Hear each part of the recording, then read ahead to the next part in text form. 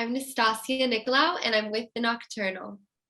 Hi. Okay, hi. I am so excited to speak with you. This show was so thrilling to watch. I was invested in every single one of the characters throughout the entire process. I wanted to know what it was like for you to prepare for this role because I was told that you were in every single scene for every single episode, and it was a pretty intense experience. Yeah, yes. But in a good way, it was one of the hardest projects I've ever worked on, but also one of the most satisfying on every level I could describe. Preparing, I started with talking to my friend who's a licensed psychotherapist. And she really helped me find my way through the ins and outs of what therapy is like and what sessions are like and dealing with patients and figuring out what my therapist, no giveaway face was, even if it means giving away. She said, trying to find that face, how you work to find that posture in the room. And then preparing was really that had everything to do with sitting down with a woman I worked with throughout the show named Maydell Clarice, who assisted me in learning all the lines. We would call cut, and then she'd come flying in, with the next episode we're going to shoot, because we had 2 days per episode. So she would come in with the next episode. If we're on episode 3, she's bringing in episode 4, and we'd start running lines in between takes. We would run lines in the hair and makeup trailer. We'd run lines over lunch. We would run lines after we wrapped. We'd run lines Saturdays for 4 hours and Sundays for 4 hours, until just really drilling them. And she was just absolutely phenomenal in coming up with that work. Yeah, because these aren't just lines. I mean, these are huge emotions and big topics, you know. You guys, you talk about everything from gender and sexuality to addiction to trying to, dive up everything that is learned behavior from our past. And what a time to be talking about mental health with the pandemic. How important was it for you to talk about the destigmatization of getting help or talking to somebody, no matter what background or where you come from? It was really important. I think we all, as a global family, we've been through something, all of us. I've said this before, even if you thought there were people who had no worries in the world, everything perfect, what we know now is at least everybody has one thing on the board. They've been through a pandemic. Yeah, the great equalizer. Yes, exactly. It was an incredible equalizer, in addition to whatever else you might have found yourself, dealing with. And so I thought it was great that this was a show that tackled all of that while existing in the season of pandemic. So hopefully people will be able to see themselves in a show like this, and perhaps there will be people who have never been in therapy before, who might see themselves in a Layla, a Colin, an Eladio, or a Brooke, Yeah. and think about maybe this is somewhere. Maybe it's not so scary. Maybe it's not as, maybe the stigma there, it can be lifted a little bit. And what a real way to approach that, because these characters are so complicated and are so complex. I don't think you can talk about this show without talking about representation.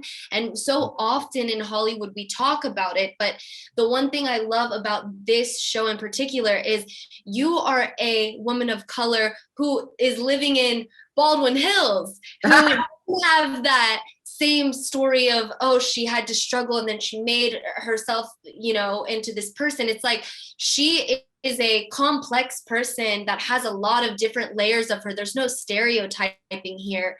What was it like for you to be able to play a role like that? Oh my gosh, it was so exciting, and great question. It was really exciting.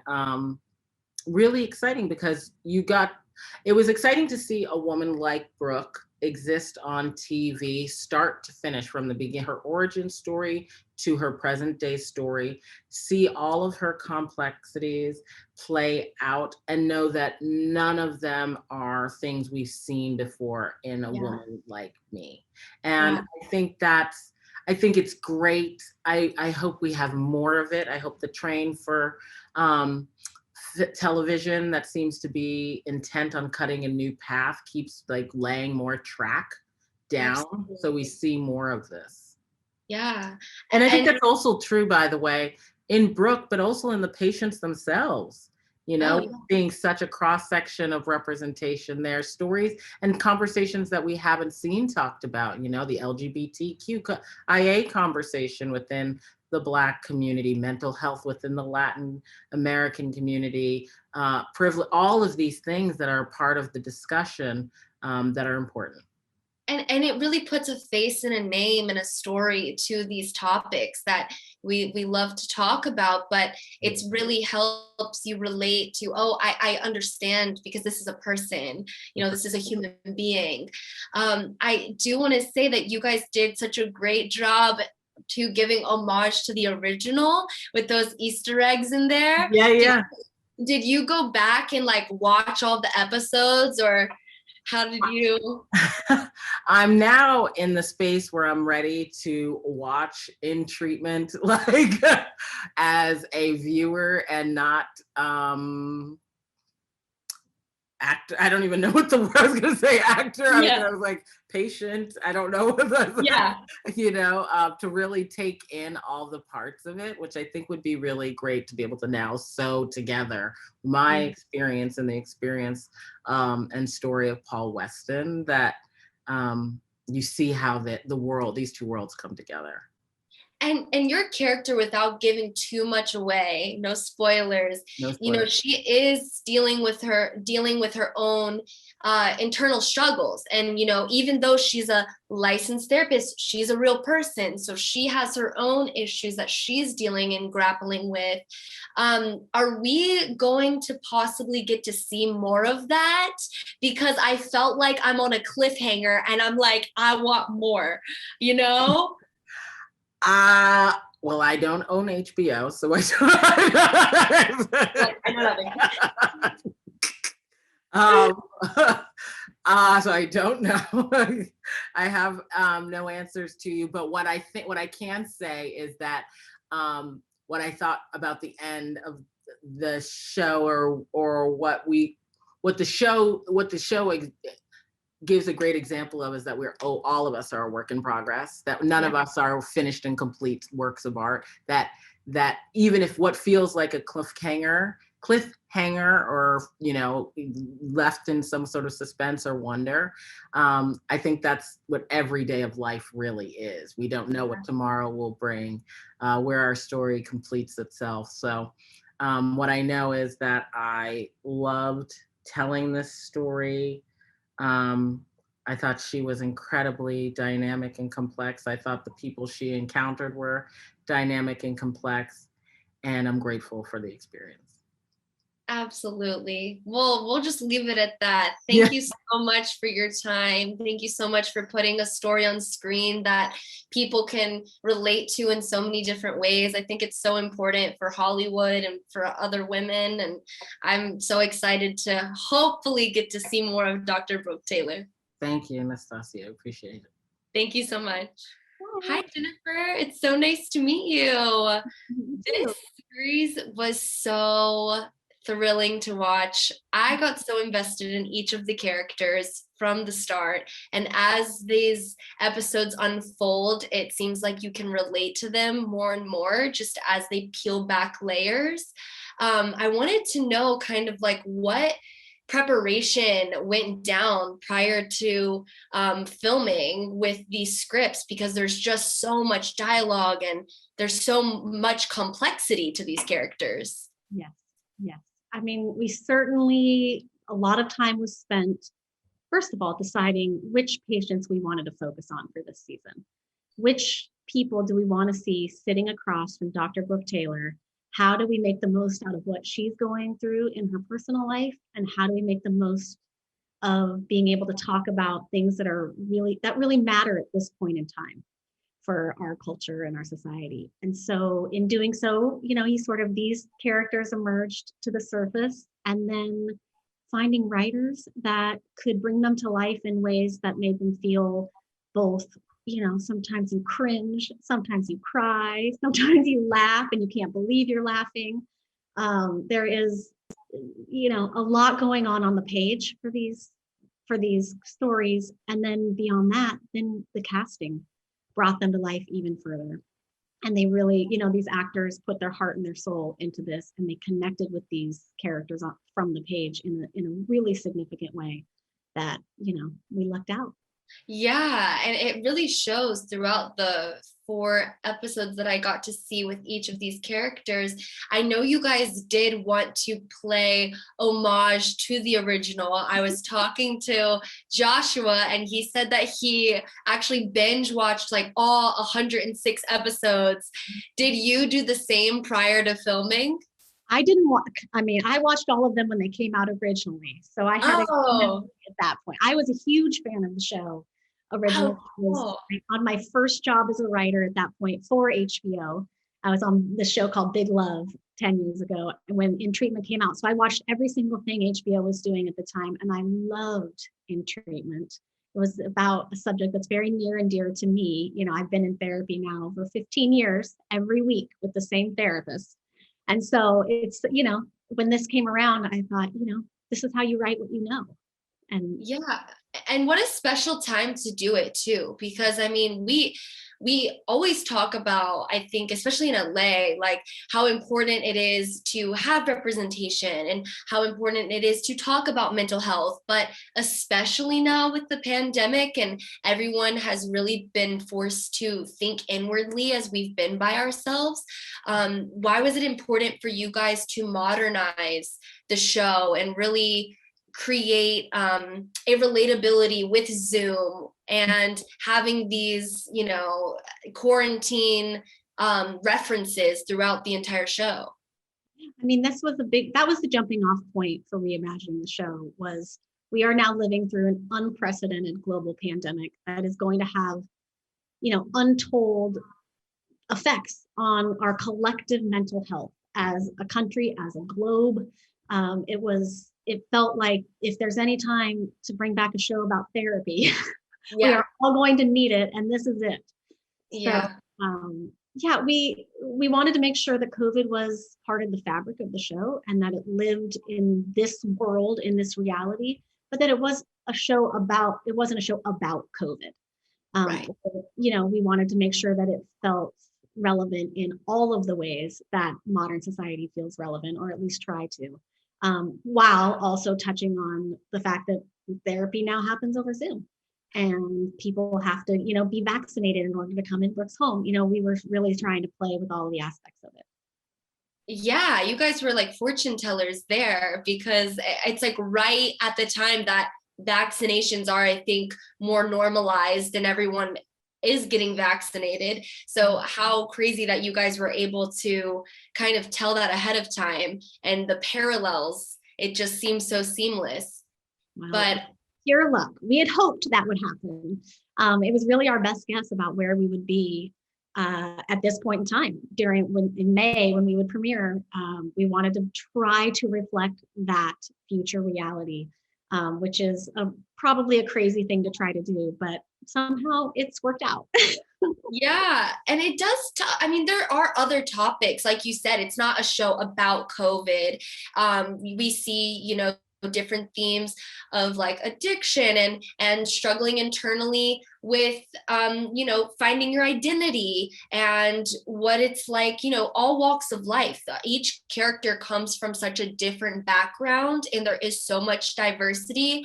But it's not the stereotypical diverse storyline that we see over and over again. Why was it important, I guess, for you guys to make sure that these characters, while they are people of color or people who have different backgrounds, but also the complex nature of them being a full person. It's not just these themes that we see and talk about on Twitter. It's a real person.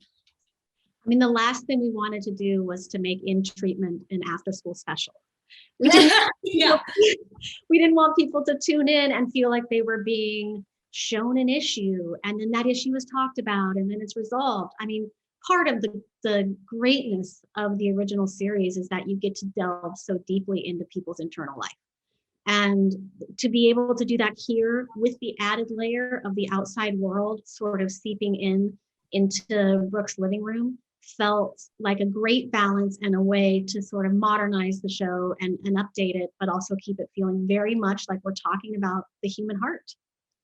Yeah. What were some of the challenges with this being such an intimate setting where it is just two characters, one-on-one in a house? You know, we are very intimate throughout the entire process. What were some of the challenges that came with that filming process? I mean, the challenge is that you can't hide. You cannot hide behind a car chase, an explosion, a bank robbery.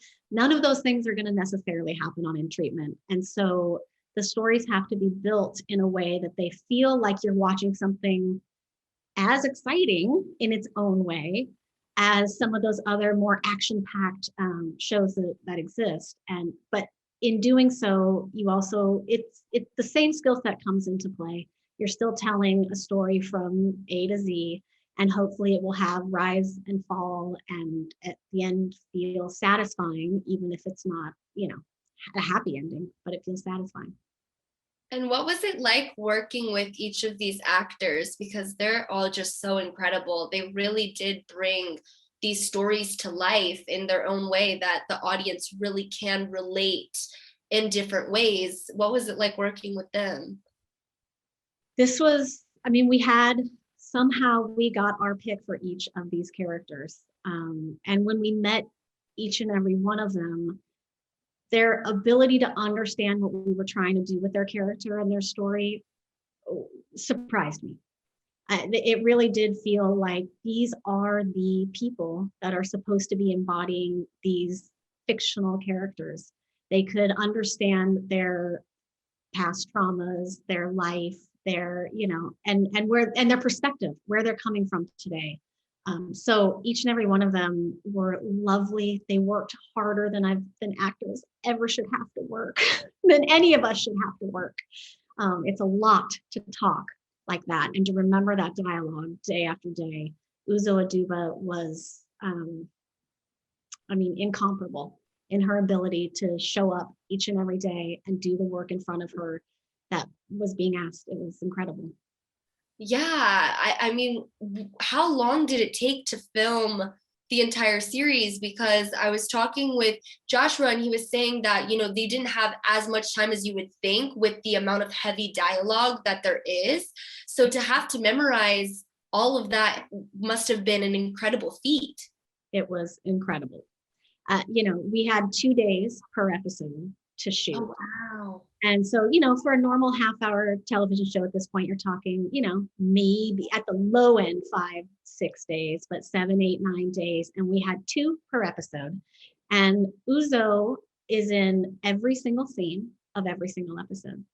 And so there was no ability to rehearse with her fellow actors. They had to do their own rehearsal outside of that because she was shooting every single day and Right. every day. And she had an incredible scene partner helping her between scenes. They would start running the next day's episode while she was shooting that day's episode. They found a rhythm and somehow she pulled it off. But I am eternally grateful for her ability to do it without complaint and with gratitude and loveliness every day. It was something else. It sounds like a dream to work with her. I mean, wow, that's awesome. So with talking about, mental health, I know we have Colin, who's a character that he kind of almost thinks that he's like a woke guy, but then he almost kind of like has some stigma when it comes to mental health and kind of just wants to like get it done and write it off, but doesn't realize the effects it might have on him. Why was it important to include this narrative in the show, and kind of showing that maybe not everybody understands what therapy is, but can benefit from it? Mm-hmm. Yeah, I mean, that was probably the major takeaway I would like for people to take away when they watch In Treatment is that therapy is for everyone and everyone can benefit. And part of Colin's role in that story is that he's unaware of where his issues actually lie. He does think he thinks he is woke. He does believe that he is incredibly liberal and accepting and open and curious and evolved. And, you know, it takes about 5 minutes of listening to him speak to realize that may not be exactly the case. Yeah. And sometimes we can't see ourselves. And one of the beautiful things about therapy is that you get to sit across from someone and allow them to see you for who you are. And in doing so, you get to learn about who you are. There's no artifice, no pretense. It is just, I'm going to sit here and we are going to work together on figuring out what the truth of me is. And it's a beautiful journey, and every single person should undertake it. Definitely. And did you guys have like a therapist or a consultant, or was a lot of that kind of pre-decided when writing the script, or did you guys have actors actually sit in therapy treatments, or how did you guys make it as real as possible?